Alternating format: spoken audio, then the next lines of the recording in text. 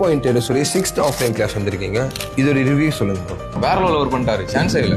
பேசிக்ஸ்ல இருந்து அட்வான்ஸ் வரைக்கும் எல்லாமே சொல்லி கொடுத்தாங்க ப்ரோ. சொல்லி தரும் போதே நமக்கு தெரியுது இதோடமே அது எவ்வளவு பவர்ஃபுல்னு. விபனாசின் ஒரு கான்செப்ட் உள்ளேயே இவ்வளவு விஷயம் இருக்கிறது. ஒரு 3 வருஷத்துக்கு பிறகு எனக்கு இப்பதான் ப்ரோ தெரியும்.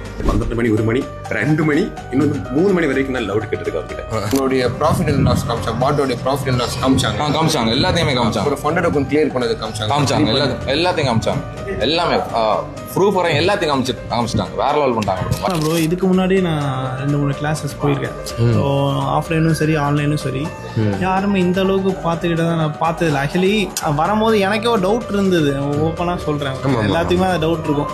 உண்மையிலே இவ்வளோ தூரம் எல்லாருமே பாசிட்டிவாக கொடுக்குறாங்களே, ஒரு வேளை சொல்லி வச்சு கொடுக்குறாங்களா இல்லை வந்துட்டு எல்லாமே இல்லை என்ன நடக்குதுன்னு எனக்கு ஒரு இல்லை. இப்போ நீங்களே வந்து இப்போ ஸ்டார்ட் பண்ணியிருக்கீங்க. நான் உங்கள்கிட்ட ஏதாவது சொன்னேன், நான் அதையும் சொல்லிடுங்க. ஏதாவது சொன்னேன் யாரும் சொல்லி கொடுத்து சொல்கிறதுக்கு இதில் ஒன்றுமே இல்லை. ஸ்கேம்னு சொல்கிறாங்க பார்த்தீங்களா, அவங்களுக்கு ஒரே விஷயம் தான், உங்களுக்கு டவுட்டாக இருந்துச்சுன்னா வந்து பாருங்கள். இந்த ட்ரேடிங்கில் இருக்கக்கூடிய இந்த ஜென்ரேஷனில் இருக்கக்கூடிய ஒவ்வொரு பசங்களும் கண்டிப்பாக வந்து இந்த இடத்துக்கு வரணும். பாயிண்ட் இதில் வந்து கண்டிப்பாக வரணும்.